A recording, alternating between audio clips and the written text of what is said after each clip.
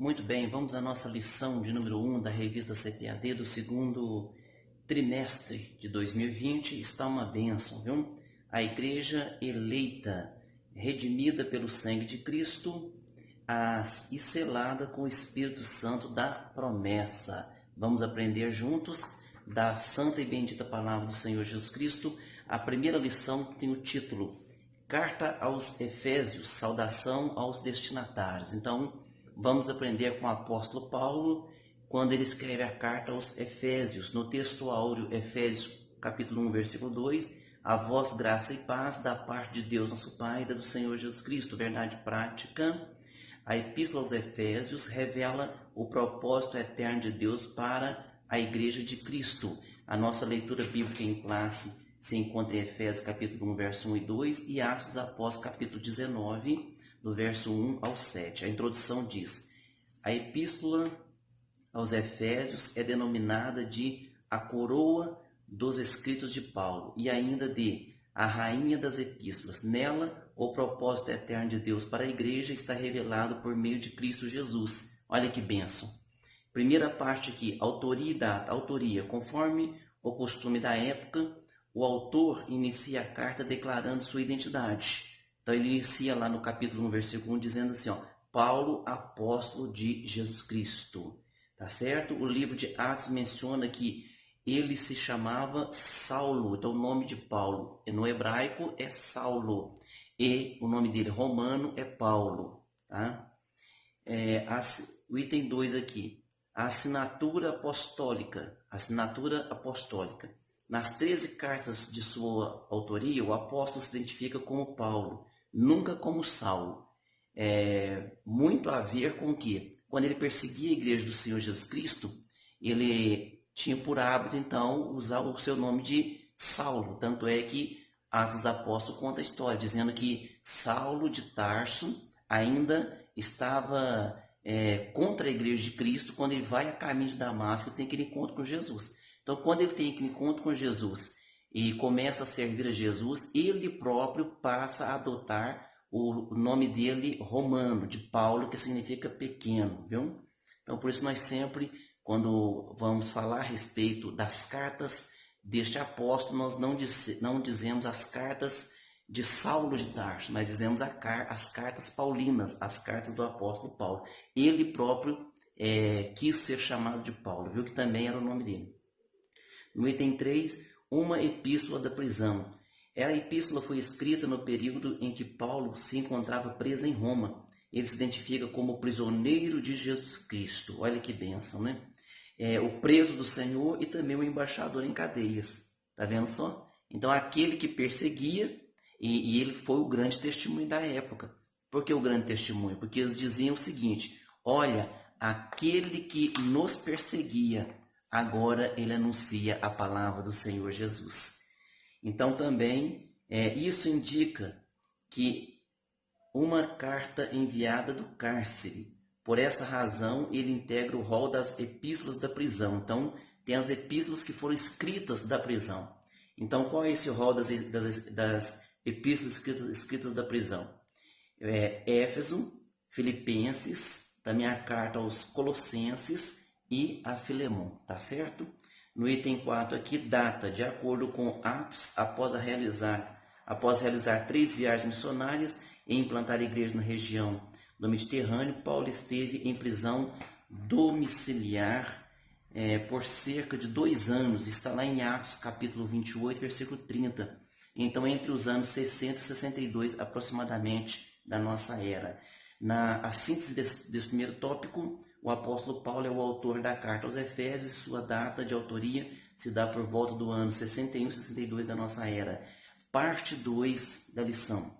Destinatários.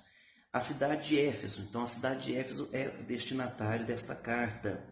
Fundada por volta do ano 1050 a.C., tornou-se um centro político, comercial e religioso da Ásia Menor, atual país da Turquia. Então era uma grande metrópole, uma grande metrópole. A rua principal dela, que nem hoje nós temos as ruas asfaltadas, pavimentadas, o pavimento ali daquela rua era de mármore. Pra você ter uma ideia que metrópole era aquela, né? No item 2 aqui, a religiosidade em Éfeso. A cidade abrigava o templo de Ártemis, Diana, a deusa da fertilidade. Então aquilo lá era um turismo religioso da época, um centro de turismo religioso da época. Imagine só como que era aquele local. Tá? No item 3, a igreja de Éfeso. Paulo evangelizou a cidade e seus arredores durante 3 anos. Quando chegou a Éfeso, o apóstolo encontrou 12 discípulos, quais batizou nas águas e conduziu a receber o batismo no Espírito Santo. Está lá em Atos capítulo 19, versículos 5 e 7. Encontrou esses discípulos ali e perguntou a eles. Eles disseram, somos batizados no batismo de João.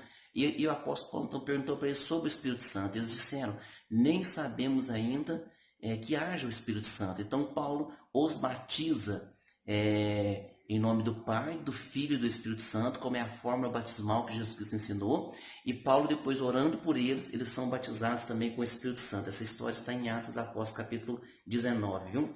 No item 4, a saudação epistolar. A saudação é a mais breve dentre todos os escritos de Paulo. Ela se dirige, dizendo assim, aos santos e fiéis em Cristo Jesus.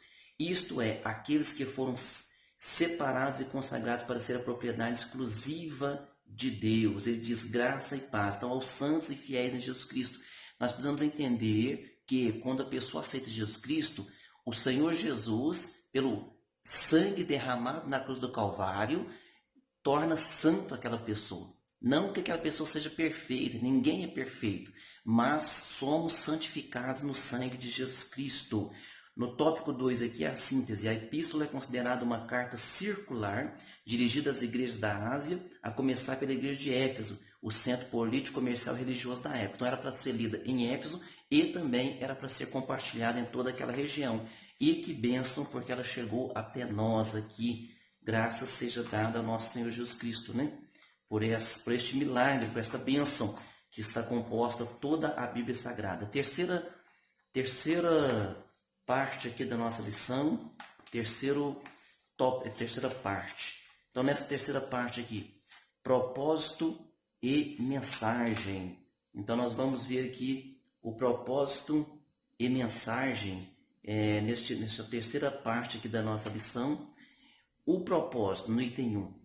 Aparentemente, a epístola não aborda nenhum problema específico, como em outras igrejas que Paulo passou, certo? Por exemplo, havia novos convertidos que vinham do mundo helênico e praticavam religiões de mistérios e magia, mas que agora se reuniam com os santos de Éfeso. Então não havia um problema grande específico, mas Paulo, por conhecer aquela igreja, por ter sido aquele que fez um grande trabalho durante 3 anos. Então Paulo sabia as deficiências, as necessidades daquela igreja, que é claro que servem para nós hoje. Nós vamos ver no decorrer das outras lições, durante todo esse trimestre, quanto Deus fala conosco e nos ensina através dos ensinos paulinos.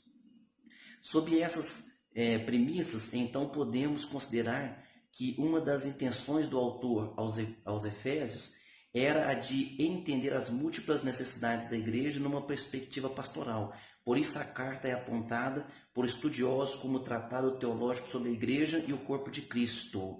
No item 2, mensagem. A mensagem de Efésios gira em torno de 2 temáticas. Primeiro, Jesus Cristo, a cabeça da igreja.